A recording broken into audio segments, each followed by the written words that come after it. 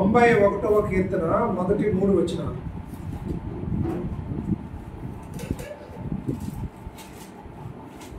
91వ కీర్తన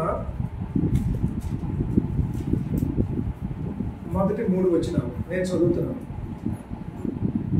మహోన్నతుని చాటున నివసించువాడే, సర్వశక్తుని నీడన విశ్రమించువాడు. ఆయనే నాకు ఆశ్రయము, నా కోట, నేను నమ్ముకొను నా దేవుడని నేను యెహోవాను గురించి చెప్పుచున్నాను. వేటగాని ఊరిలో నుండి ఆయన నిన్ను విడిపించును, నాశనకరమైన తెగులు రాకుండా నిన్ను రక్షించును. చిన్న ప్రార్థన చేసుకుందాం. దైవం కలిగిన తండ్రి, పరిశుద్ధుడా, మీ నామమునకు వందనములు స్తోత్రములు చెల్లిస్తున్నాం. మీరు మమ్మల్ని కాచి కాపాడుతూ నూతన మా ప్రభు దినం, ఆరాధన దినంలో మమ్మల్ని తీసుకొచ్చారు. మీరు సహాయపడ్డారు. మిమ్మల్ని స్తుతించి ఆరాధన అంతట్లో మీరు సహాయపడినందుకే స్తుతిస్తున్నారు. చదవబడిన లేఖన భాగమును మీరు ఆశీర్వదించండి. మీరే మాతో మాట్లాడి నీ ప్రియ కుమారుడికి మహిమ తెచ్చుకోవాలి. మీ శిలువ సాటును మరుగుపరచున్నారు. యేసు క్రీస్తు ప్రశస్త నామమున స్తోత్రం చెల్లించి ప్రార్థించుకుంటున్నాము తండ్రి, ఆమేన్.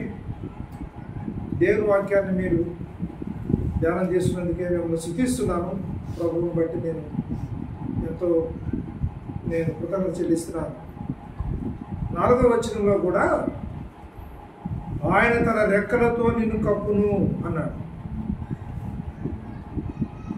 మీరు ధ్యానం చేయండి, వాక్యాన్ని చదవండి.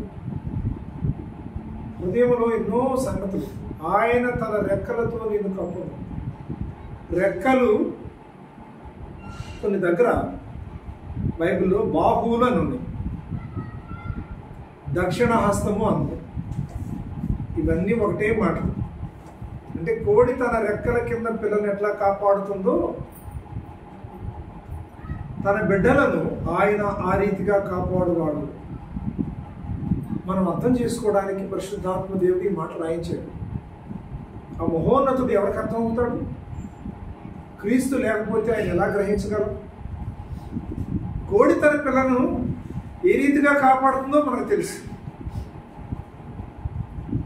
మనం డైలీ అంటే అనుదిన జీవితంలో చూస్తాం కదా, రెక్కలు అన్న మాట అంశం మీరు ధ్యానం చేయండి. దావీదు సౌలు తరుముతున్నప్పుడు దేవాన్ని రెక్కలతో నన్ను కప్పు, ఆయన రెక్కలు సిలువలో ఎరవబడ్డాయి. ఆ విధమైన ధ్యానం చేసుకుంటున్నప్పుడు దేవుడు మీకు కల్వరి సిలువలో ఆయన రెక్కలతో మేకులు కొట్టాడు. ఆ చేతుల్లోనే మనం చెక్కాడు, ఆ చేతులతో మానవుని నిర్మించాడు. ఇట్లాంటి సంగతులు మీరు అంటే వాక్యం ధ్యానం చేసే వాళ్ళకి ఇది సహాయకరంగా ఉంటుందని నేను మనవి చేసుకుంటున్నాను. నేను ఆ అంశం ప్రభు నాకు బయలుపరిచిన ఒక విషయాన్ని 3వ వచనాన్ని నేను మీకు ధ్యానం చేయాలని ఆశపడుతున్నాను. వేటగాని ఊరిలో నుండి ఆయన నిన్ను విడిపించును, నాశనకరమైన తెగులు రాకుండా నిన్ను. నాతో ఒకసారి చెప్తారా? చెప్పండి. వేటగాని ఊరిలో నుండి ఆయన నిన్ను విడిపించును, నాశనకరమైన తెగులు రాకుండా నిన్ను రక్షించును. పై భాగంలో నిన్ను రక్షించును, విడిపించును, కింద నిన్ను రక్షించును. వేటగాడు ఎవడో చూడాలి, ఆ ఊరేంటో బైబిల్లో చూడాలి.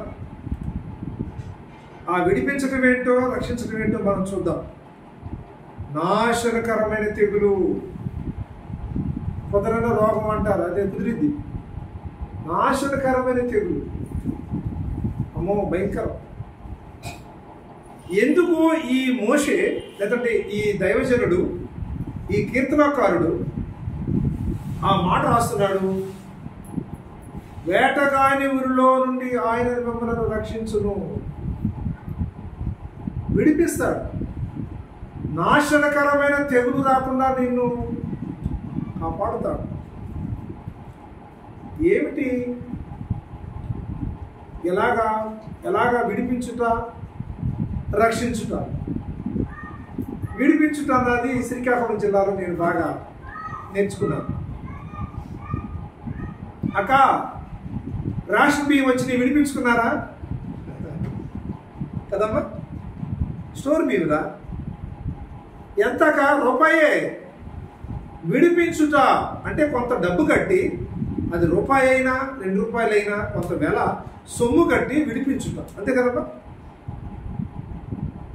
చాలా మంచి భాష. బైబిల్ కూడా అదే చెబుతుంది. ఏమిటి వేటగాడు? ఎవరిని విడిపించాడు? ఎక్కడ విడిపించాడు? ఈ మధ్యాహ్నం ఈ విషయాలు మనం ధ్యానం చేసుకొని మనం ముగింపు చేసుకోవాలి. పాత రోజులలో అంటే అనగనగా జరిగిన మన దేశాన్ని మొఘలులు పరిపాలన చేశారు.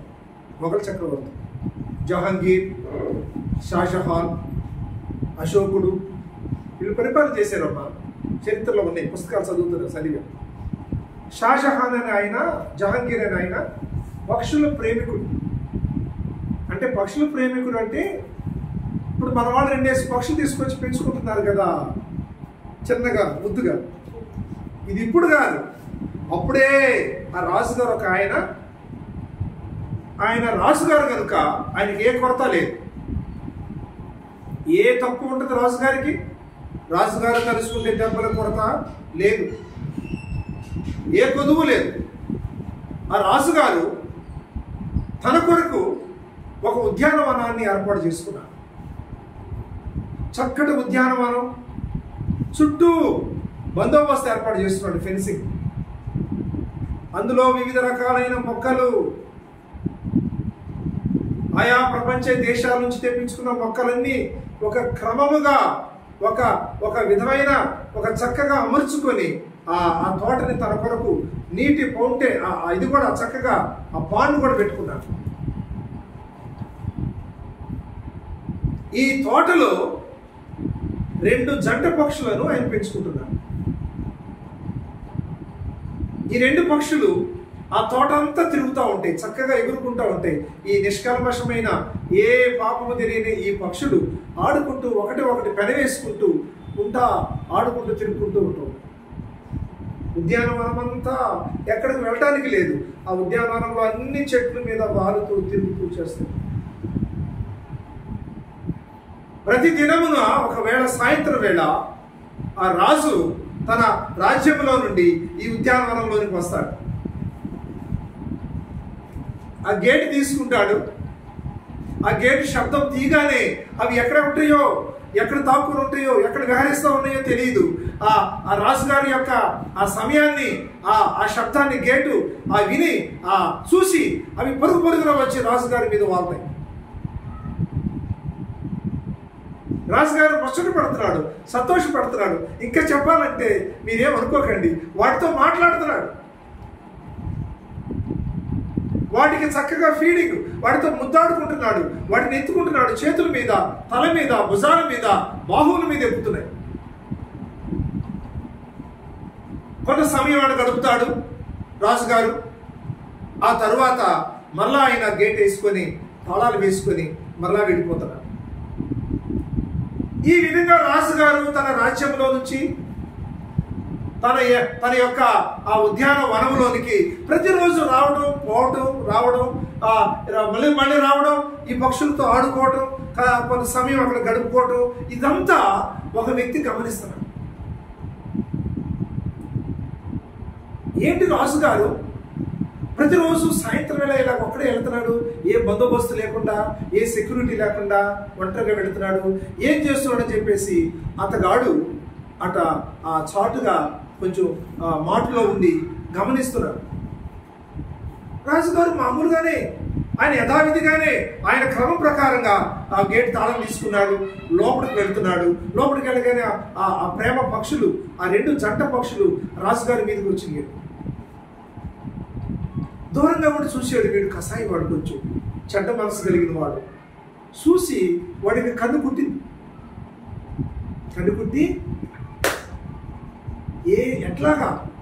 ఎట్లాగైనా సరే ఈ 2 పక్షులు నేను కూడా పట్టుకుని వెళ్ళిపోవాలి నేను బంధించాలి అనుకున్నాడు.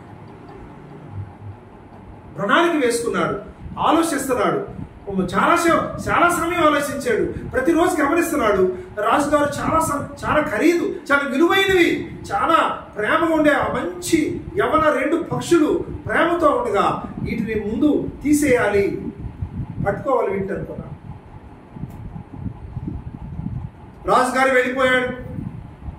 తెల్లవారింది. మళ్ళా రాజుగారు వచ్చే సమయం చాలా సమయం ఉందని గమనించుకున్నాడు. ఈ బోయవాడు, ఈ కసాయివాడు, ఈ వేటగాడు బైబిల్ ప్రకారంగా ఈ వేటగాడు ఏం చేశాడంటే జాగ్రత్తగా గేటు పక్కగా గేటు గుండా రాకుండా గేటు వేరే దొడ్డిదారిలో ఆ ఫెన్సింగ్, ఆ గేట్ని, ఆ కాంపౌండ్ వాల్ని దాటుకొని లోపలికి దిగాడు.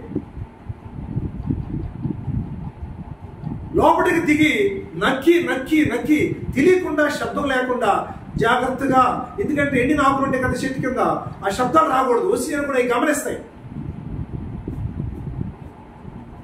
ఆ వేటగాడు జాగ్రత్తగా వెళ్ళాడండి. వెళ్ళే సమయంలో అవి సమయం అయింది. 2వ పూట ఆ ఆకాశంలో, ఆ తోట పైన, ఆ ఉద్యానవనం మీద ఆ చక్కగా 2 ఇలా ఆడుకుంటూ ఉన్నాయి, రంగులు రావటంలాగా ఆడుకుంటున్నాయండి. ఆడుకుంటూ ఉండగా ఇతను చూశాడు, వాటిని చూసి ఆ తోట మధ్యలోనికి వెళ్ళాడు. వెళ్ళిపోయి ఒక గీతలాగా గీసి వలలేసాడు.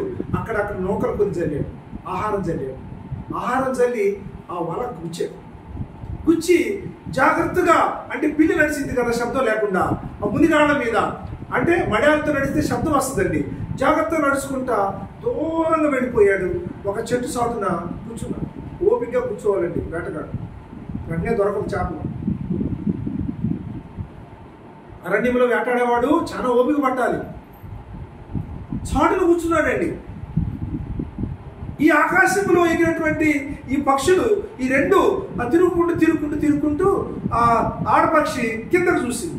ఆ కన్నుతో చూసేటప్పటికి చూసింది, ఏమండి చూడు కింద చూడు ఒకసారి, ఏదో ఆహారం ఉంది కదా అంది. ఒక పక్షి చూసింది, తెలివైంది, జ్ఞానం జరిగింది కదా, చూసారా వద్దు మనకి అన్న. మళ్ళీ ఒక 2 రంగులు ఆటలు తిరిగినాయండి. 2 తిరిగినాక మళ్ళీ అంటే ఆడపక్షి, లేదు చాలా బాగుంది, అది ఏదో భలే ఇదిగా ఉంది, వెళదాందా అంది. వినో, చెప్పిన మాట వినో, మనకు అక్కర్లేదు, అది అదేదో కొత్తగా ఉంది, అది మనకు అక్కర్లేదు అంటుంది. మాట్లాడుకుంటూనే తిరుగుతున్నాయండి. అంత దూరంలో ఉన్న చెట్టు కింద, చెట్టు ఆ త్వరలో నెక్కున్నటువంటి ఈ కసాయివాడు, బోయవాడు చూస్తున్నాడు. కొంత సమయం చెట్టు చాటు ఉంటున్నాడు, మరలా పైకి చూస్తున్నాడు. అవి బయటికి వచ్చినాయా లేదా, నేను ఉచ్చులు వేసాను కదా, నేను ఆహారం వేసాను కదా అని చూస్తున్నాడు. ఈ సంభాషణ జరుగుతూ ఏం తెలిసిందండి, ఆడపక్షి లేదు నేను వెళుతున్నాను, నువ్వు వస్తే రా, లేకపోతే లేదు అని పైనుంచి ఆకాశంలో ఎగినటువంటిది ఒక్కసారిగా విమానంలాగా ల్యాండ్ అయిపోయిందండి. వేగంగా వచ్చేసి అక్కడికి వాలిపోయింది. ఆహారం దగ్గరకు వచ్చి గబా పక్షి తింటుందండి. దూరంలో ఉన్నాడు కదా, ఆడు చూస్తున్నాడు, వేటగాడు చూసుకుంటున్నాడు. మళ్ళీ ప్రతి క్షణం, ప్రతి నిమిషాన్ని చాటుగా వచ్చి అటు చూసుకుంటున్నాడు, చూసుకున్నాడండి. అమ్మాయ అమ్మా సంబరపడిపోతున్నాడు. ఒకటే వచ్చింది, అది కూడా రావాలి అనుకుంటున్నాడు మనసు. అమ్మయ్య దొరికిపోయింది, వచ్చేసింది, ఆహారం తింటుందిగా, అయిపోయింది, వాళ్ళతో ఉన్నట్టు లెక్కే ఉంది అనుకుంటున్నాడు వీడు. ఆ ఒంటరి పక్షి మగపక్షి తిరుగుకుంటూ ఏం చేసిందంటే, మరి ఎక్కడైతే ఆడపక్షి ఉంటుందో అక్కడ మగపక్షి ఉండాలి. ఇది సృష్టి ధర్మం, దేవుని సృష్టి. అది కూడా 2 రంగులు రాటి, నేను ఒక్కడిని ఎంతకాలం తిరుగుతాను, జెయింట్ వీల్ ఆపి దిగి అది కూడా డయ్యిన అక్కడికి వచ్చి 2 కలిసి గప్ప తింటున్నాయండి. పట్ట నింపుకుంటున్నాయి, జీవపు డమ్మం నింపుకుంటూ ఉండగా ఆ చాటుగా చెప్పాడు కదా, ఆ చాటుగా దూరంలో ఉన్నాడు ఆ బోయవాడు, ఆ వేటగాడు. ఆడేం చేశాడు, చూసాడండి. చూసేటప్పటికి 2 ఉన్నాయి. అమ్మాయ నేను అనుకున్న ప్రణాళిక, పక్కా ప్రణాళిక రెక్కి నిర్వహించాను. నా ప్లాన్ సక్సెస్ అయింది. దొరికిపోయింది. ఇక నాకు భయం లేదు, టైం అయిపోతుంది అనుకున్నాడు. చెట్టు నుంచి బయటకు వచ్చాడండి. బయటకు వచ్చినప్పుడు ఇవి తింటూ ఆడపక్షి చూసింది. ఏమండి చూడు, ఎవరో ఒక వ్యక్తి అపరిచితుడు వచ్చేస్తున్నాడు, ఎప్పుడు మనం చూడలేదు చోట్ల వెళ్ళి, ఇదేందో చాలా దెయ్యంగా ఉన్నాడు అనుకుని మాట్లాడుకుంటే తింటని ఆడు ఏం చేశాడు, వేటగాడు ఆడికి దగ్గరగా వస్తున్నాడండి నడుచుకుంటా. ఈ రెండు మాట్లాడుకున్నాయి, మనం వెళ్ళిపోతాం, దొరికిపోతాం, రెడీ 3, 2, 1 అనియండి అని లెగిసేయండి. 1.5 అడుగు ఎత్తే లేచింది. 1.5 అడుగండి. ఒకవేళ మీరు కొలిస్తే 2 అడుగులు. ఆడ సంతోషపడతాడు. వేటగాడు అంటున్నాడు, మీ గురించి ఎన్ని దినాలు ప్రణాళిక వేసుకున్నాను, ఎన్ని గంటలు నేను వెచ్చించాను బయట మిమ్మల్ని బంధించడానికి.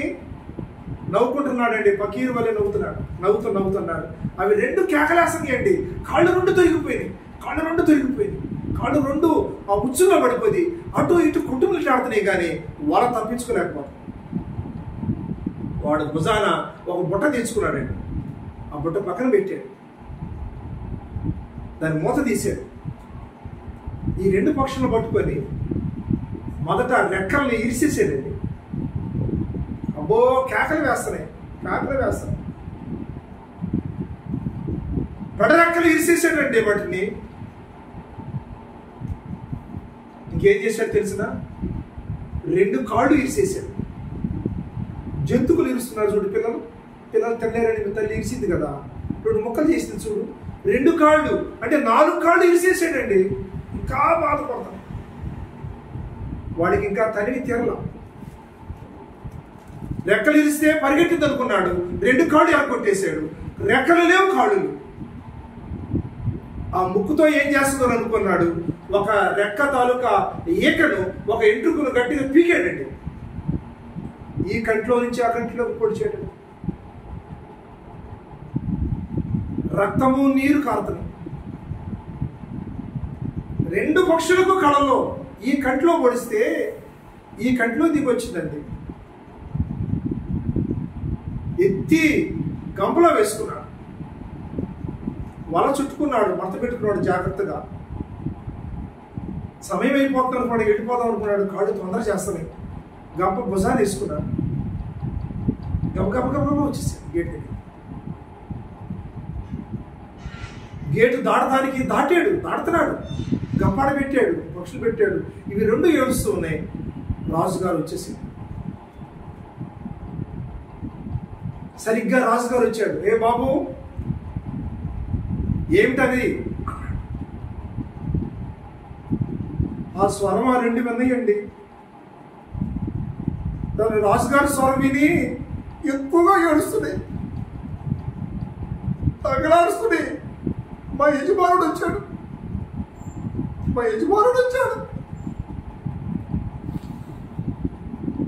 గంపలో కొట్టు బిట్టాడుతున్నాయండి. మీకు అర్థం అవ్వలేదా? రోడ్డు మీద 10 కోళ్ళు ఉన్నాయి. నీ 2 కోళ్ళే వస్తాయి నువ్వు పిలిస్తే. అన్ని కోళ్ళు రావండి. కోడి పెంచి అమ్మకు తెలుసు, శైలజక్క తెలుసు. నీ కోడి నీ శబ్దమే తెలుసు, వేరే కోడి నీకు తెలియదు. రాజుగారు వచ్చి వేటగాడితో అంటున్నాడు, ఏమిటయ్యా ఈ పని? ఏం సార్ అన్నాడు. పక్షులు నాం కదా అన్నాడండి రాజుగారు. నీ అయితే కావచ్చండి, నా వల్ల దొరికిపోయినాయి అన్నాడు. అయితే ఏంటి విడిపించవా అన్నాడు. లేదు నేను విడిపించను. పక్షులు అంగలారుస్తున్నాయి, గిజ కొట్టుకుంటుందండి ప్రాణాలు. పేక సగం దిగిపోయిన కోడి ఏ రీతిగా బోన్లో కొట్టుకుంటుందో ఆ 2 జంట పక్షులు కొట్టుమిట్టాడుతున్నాయి. రాజుగారు అన్నాడు, నేను నీకు ఏం కావాలన్నాడు. నాకు వెలకట్టు అన్నాడు. ఎంత డబ్బైనా ఇస్తాను, నా పక్షులు విడిపించు, ఇవి నావి. వేటగాడు అన్నాడు, నీ ప్రాణమే కావాలన్నా, నీ ప్రాణమే విలువ కావాలి, అప్పుడు విడిపించుకోవాలన్నా. ఎవరో రెండు పక్షులు? ఆదాము హవ్వ. ఎవడో కసాయి వాడు? సాతానుగా, దుష్టుడు, ఆది ఘట సర్పం. ఏమిటా తోట? ఏదేను తోట అండి. ఆ రాజు రాజులకు రాజు, ప్రభువులు ప్రభు, మన ప్రభు అని యేసుక్రీస్తు. మానవుడు దొరికిపోయాడు. ఒకనాడు సైతాను నీ చేతిలో చిక్కిపోయిరి ఆదామవ్వలు. ఒకనాడు దొరికిపోయారండి. మన పితరులు దొరికిపోయారు. మన పితరులు అంటుకట్టిపోయారు. రెక్కలు విరిచిపడ్డాయి, కాళ్ళు విరగొట్టబడ్డాయి, కళ్ళు నేత్రాలు పొడవబడ్డాయి. నిత్య నరకములకు వెళ్ళవలసిన వాడు కటికవాడు వెళుతున్నాడు. సంతలో అంగడిలో అమ్మివేయబోతున్నాడు. వాటి సరిగ్గా సమయమునకు కాలము సంపూర్ణమైనప్పుడు యేసుక్రీస్తు గవిని వద్దకు వచ్చాడు. గవిని దాటితే వెళ్ళిపోతాడు మరణానికి. గవిని ఎదుట అతను రెండు చేతులు చాపాడు. వినడానికి వీలు లేదు. నా శిలువ రక్తం ఇదిగో, నా చేతుల్లో రక్తం ఇదిగో. రక్తముతో నువ్వు వాళ్ళని విడిపించు. కల్వరి శిలువలో యేసుక్రీస్తు. మత్తయి సువార్తలో ఉంది, ఆయన పరిచర్య చేయటం రాలేదు, కానీ అనేకులకు ప్రతిగా క్రయధనము చెల్లించడానికి వచ్చాడు. ఎవడండి ఈ సాతాను? హబక్కు రాసిన గ్రంథము, అమ్మ కొన్ని వచనాలు చదువుతారా? హబక్కు రాసిన గ్రంథము 1వ అధ్యాయం 17వ వచనం. హబక్కు రాసిన గ్రంథము దొరికిందా మీకు తెలుసా? ఎన్నో పేజీ? తన వలలో నుండి ఎప్పటికీ మానకుండా వాడు జనములను హతము చేయుచుండవలెనా. 15వ వచనం హబక్కు గ్రంథం 1వ అధ్యాయం. వాడు గాలము వేసి చాలు మానవులందరినీ గుచ్చి కూర్చుకొని లాగి ఉరులు ఒక్కి డాన్స్ చేస్తున్నాడు. సాతాను మానవులందరినీ గుచ్చుకుంటున్నాడు. చేపలు గుచ్చుతారు కదండి వాళ్ళకి, మానవులందరినీ గుచ్చుతున్నాడు. గాలాలు వేస్తున్నాడు, భుజాన్ని పెట్టుకొని గంతులు వేస్తున్నాడు. నా సమయం అయిపోయింది, ఇక వస్తున్నారు, నాకు టైం అయిపోతుంది, వీళ్ళందరూ నా వాళ్ళే. వాడు సాతానుగాడు, కసాయి వాడు, దయలేని వాడు. ఆ ఆది ఘట సర్పము దేవుడికి వ్యతిరేకముగా తన బిడ్డలను గుచ్చి గాలాలు వేసి ఉరులు ఒక్కి, ఉరులంటివే గుచ్చుకొని లాగుతున్నాడు. మానవాడిని లాక్కుపోతున్నాడు, ఈడ్చుకొని పోతున్నాడు. ఎక్కడికి? నిత్య నరకములకు, పాతాళములకు, అగ్ని గంధకములతో మండే కొండములకు ఈడ్చుకొని పోతున్నాడు. ఆ రాజు తిమోతి పత్రికలో ఉంది, రాజులకు రాజు మన ప్రభువైన యేసుక్రీస్తు ప్రభు. ఆయన విడిపించడానికి వచ్చాడు. ప్రకటనలో 19వ అధ్యాయం ఉంది ఈ మాట, 16 అనుకుంటాను. రాజులకు రాజు, ప్రభులకు ప్రభు, మన ప్రభు వచ్చాడు. పరలోకం నుండి భూమి మీదకి వచ్చాడు. దేవుడు మానవుడుగా మానవాకారములో పాపము లేని వాడికి లోకంలోకి వచ్చాడట. ఆయన వాడు ఏమేం చేస్తున్నాడు సాతాను? సామెత గ్రంథం 7వ అధ్యాయం 23వ వచనం. సామెత గ్రంథము 7వ అధ్యాయము 23వ వచనం. తనకు ప్రాణ హానికరమైనదని ఎరుగక ఉరి యొద్దకు పక్షి త్వరపడినట్లును. అవునమ్మా, ఉరి యొద్దకు ఏ విధంగా పక్షి త్వరపడి వెళ్ళిపోయిందో మానవుడు పాపములకు వెళ్ళిపోతున్నాడు, మరణములకు వెళ్ళిపోతున్నాడు. 7:24 అండి, 7:23, 124వ కీర్తన 7వ వచనం. కీర్తన గ్రంథము 124వ కీర్తన 7వ వచనం. పక్షి తప్పించుకున్నట్లు మన ప్రాణము తప్పించబడింది. మన ప్రాణం తప్పించబడింది. ఆ పక్షిని ఏ రీతిగా రాజు తప్పించాడు, సాతాను యొక్క కబంధ హస్తాల నుంచి, పాపం యొక్క బంధకము నుంచి యేసు క్రీస్తు ప్రభు మనల్ని తప్పించాడు.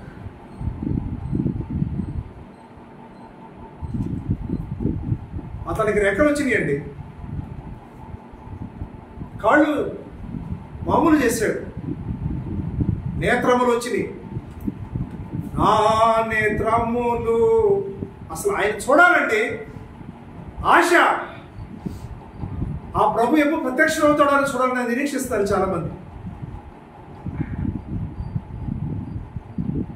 కటికవాడిని చూసేది ఆ రెండు పక్షులు తన రాజుని, తన రక్షకుని చూసుకున్నాయి.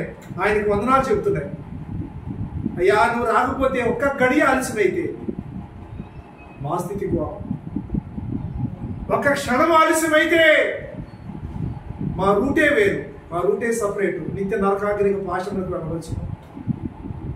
సరిగ్గా సమయానికి నువ్వు ప్రత్యక్షమయ్యావు, సాతాను ఓడించావు, క్రయధనము, రక్తమును క్రయధనముగా చెల్లించావు. ఎలాంటిది ఎంతది మన క్రయధనం తెలుసా? 49వ కీర్తన 9వ చదువు, త్వరగా ముగించేద్దాం. 49వ కీర్తన 9వ వచ్చింది. మన క్రయధనం ఎంత చూడు.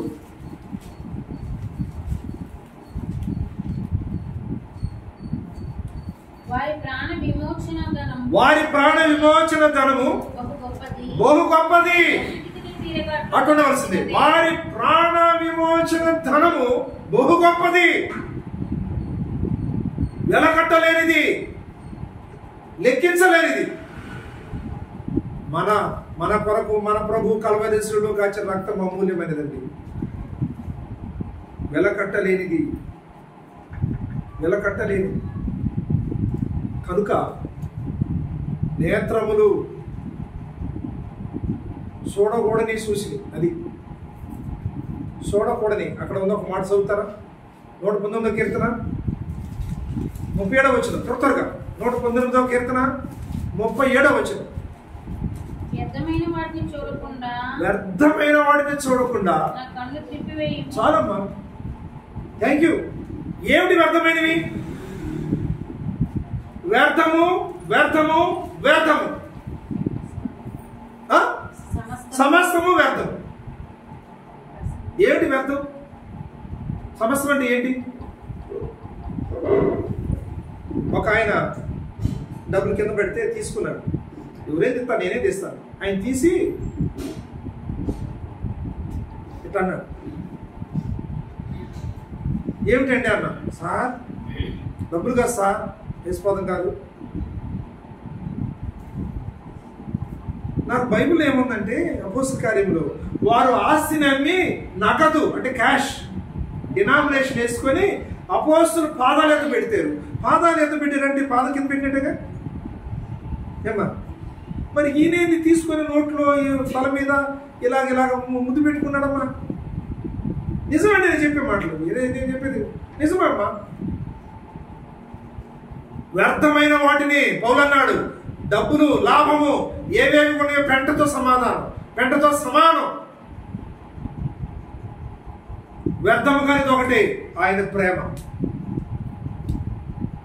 ఆయన వాక్యము అక్షయమైనది. వ్యర్థమైనవన్నీ కొన్ని ఈ లోకంలో ఉన్న వ్యర్థమైన వాటి కొరకై దేవుని తక్కువగా చేస్తున్నాం మనం. కొద్ది క్షణం ఉండి పోయేవి వాటి కొరకు మనం ఎంతో విలువిస్తున్నాం. ఈ శరీరానికి సమయం, ఈ బట్టలకి సమయం, దేవుడికి సమయం లేకపోతున్నాం సోదరుల. మన సొంతకి డబ్బులు, దేవుని పనికి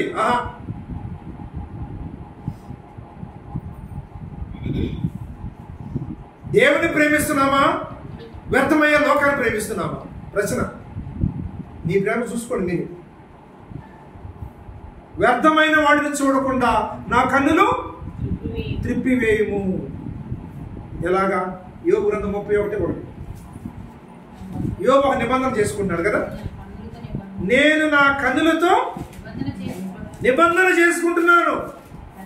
నేను నా పండుగ నిబంధన చేసుకుంటుని కన్యకు నేను ఎలాగో.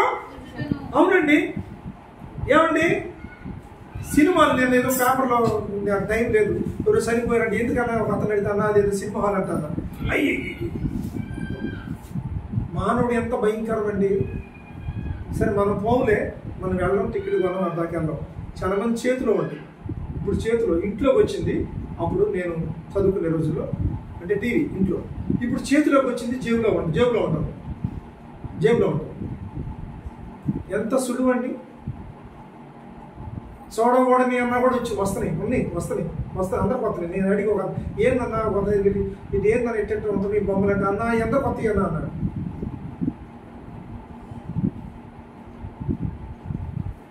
నొక్కకూడదన్నా మళ్ళీ వస్తాయి అన్నా అన్నాడు. చూడకూడని వ్యర్థమైనవి అసహ్యకరమైనవి ఈ నేత్రములతో వ్యర్థమైన వాటిని చూడటానికి వీలేదండి. ఎలాగా అసలు కన్య దేవుని బిడ్డలు ఒక దుష్టమైనటువంటి చెడ్డవాటిని ఎలా చూస్తాం, ఎలా చూడగలం? చూడటానికి వీలేదండి. అవి చూసి అసలు నిజంగా ఆ ఎక్కడో ఆకాశంలో గగనములో ఆ నిష్కలంకంగా ఉన్నటువంటి ఆ తిగినటువంటి ఆ పక్షులు ఎందుకు చూడాలి? ఆ తోట మధ్యలో ఉన్న వాటిని చూసిని ఆశించింది, పరిగెట్టింది. జాగ్రత్త సుమా, వేటిని చూడాలో వేటిని చూడదు. దేవుని బిడ్డలైన మనం జాగ్రత్త. ఏ పడితే ఈ చూసుకొని, ఎలా పడితే అలా చూసుకొని ఏంది ఆడ చూస్తున్నావు కళ్ళిచ్చి చూస్తాను కదంటన్నా. పిచ్చి ప్రశ్న మానేసుకోండి, ఎదురు ప్రశ్నలు వేయొద్దు. ఎవరిచ్చింది చూడటానికే, ఏమి చూడాలో ఏమి చూడకూడదు. నేత్రాలు కాపాడుకోవాలి, దృష్టి కాపాడుకోవాలి. జాగ్రత్త. దేవుని రేపు ఈ నేత్రంతో పై నేత్రంతో చూడబోతున్నాం. వారు కష్టకాలంలో ఆయనకు మొరపెట్టారు. ఒక వచ్చిన ఉందమ్మా, చదివి ముగింపు చేస్తాను. రండి ఒక మాట చదవండి. 107వ కీర్తన 11 వచ్చినారమ్మా. 107వ కీర్తన 107వ కీర్తన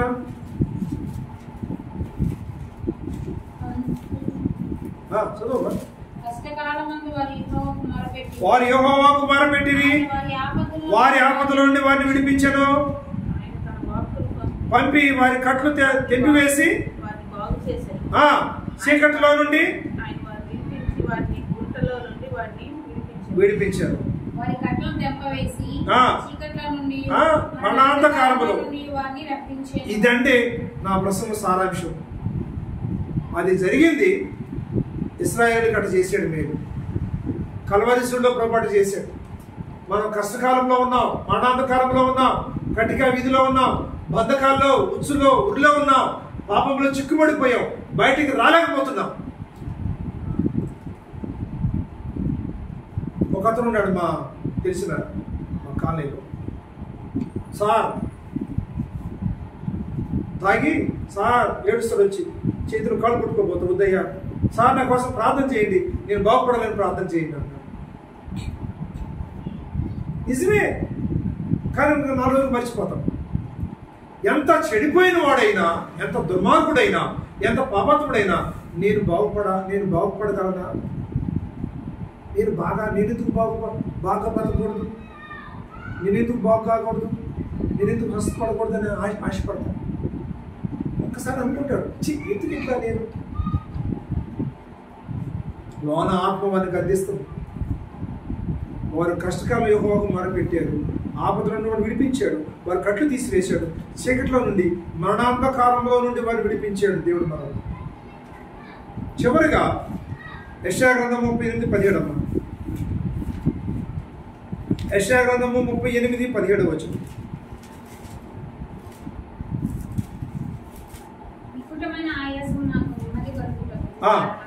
కారణమాయను నీ ప్రేమ చేత నా ప్రాణమును నాశనమైన గోతిలో నుండి, చాలండి, నాశనమైన గోతిలో నుండి. నాశనమునికి వెళ్ళబోతున్నారు ఆ రెండు పక్షులు. ఆయన ప్రేమ చేత గోతిలో నుండి, మరణంలో నుండి, కటికవాణి యొక్క కబంధ హస్తాల నుండి దేవుడు నిన్ను నన్ను విడిపించాడు. ఆ పక్షులట ముగింపు చేస్తున్నారు. ఆయన బాగు చేసి ఇక మళ్ళీ తోటలో స్వేచ్ఛగా మరి వెళ్ళండి అసలు మీరు అన్నప్పుడు అంట అవి రెండు ఆ యజమాని దగ్గర పడి ముద్దాడుతున్నాయి అంట. ఒక ఆనంద బాష్పాలంట, ఒక ఆనంద బాష్పాలు. మమ్మల్ని కాపాడేవు, మమ్మల్ని కాపాడేవు, మమ్మల్ని కాపాడేవు. నీ స్వరం విన్నప్పుడు నా హృదయం పగిలిపోయిందని ఒక మగపక్షి ఆడపక్షులు చెప్పుకుంటున్నాయి. ఆయన స్వరం విన్నప్పుడు మనం ఎక్కడ ఉన్నాం?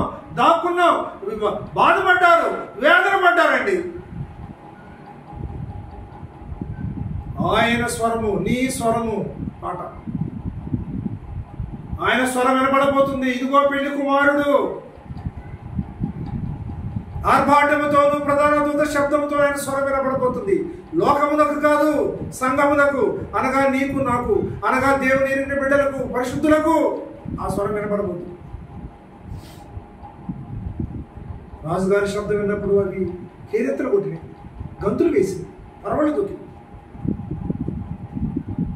మన ప్రభు మనకు చేసిన దాన్ని బట్టి మనం సంతోషిస్తాం. మనల్ని నాశనకరమైన గోతులు విడిపించారు. మన నేత్రములు ప్రభువై, మన చూపు ప్రభువై, మన దృష్టి వ్యర్థమైన వాటిని, ఏది వ్యర్థమో బైబిల్ చెబుతుంది, దేనికి సమయం ఇవ్వాలో బైబిల్ చెబుతుంది. మనం సరిగా వేసుకోలేకపోతాం. బైబిల్ గ్రంథం నేను పెడుతున్నాము, దీని మీద టీవీలు పెడతాం. అసలు ఒక ఆయన నాకు చెప్పాడు, అన్నా బైబిల్ మీద సెల పెట్టకూడదు అన్నాడు. నాకు చాలా కాలం కొత్తలో ఆటి నుండి నేటి వరకు నేను పెట్టాను, భయపడుతున్నాను. నాకు ఆ మాట గద్దిస్తాం. ఇది పక్కన పెడతాను, లేదంటే కింద పెట్టు. ఏది పైన ఉండాలన్నా దేవుని వాక్యం, జీవము కలిగిన దేవుని వాక్యం, పరిశుద్ధుడు, పరిశుద్ధ లేఖనములు, పరిశుద్ధ గ్రంథము నీకు ప్రధానమా, మరొకటి నీకు ప్రధానం? మన ప్రభు సన్నిధిలో మనం పరీక్ష చేసుకుంటాం. మనం విడిపించబడ్డాం. మనము ప్రభును స్తుతిద్దాం. ఆ రీతిగా ప్రభు సన్నిధిలో మనం ఉండడానికి ప్రభు తన వాక్యం దీవించుకుంటాం.